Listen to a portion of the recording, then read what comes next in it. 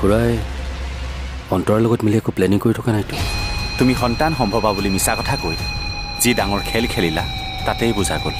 তুমি এইটো জনমটো বাদেই 1000টা জনম ল'লেও তুমি মাতৃ হ'ব নোৱাৰা, কাৰণ তুমি ইয়াৰ যোগ্যই নহয়। মিচিমিৰ কাম মই তামাম কৰিমেই। আৰে খতম কৰ তাইক।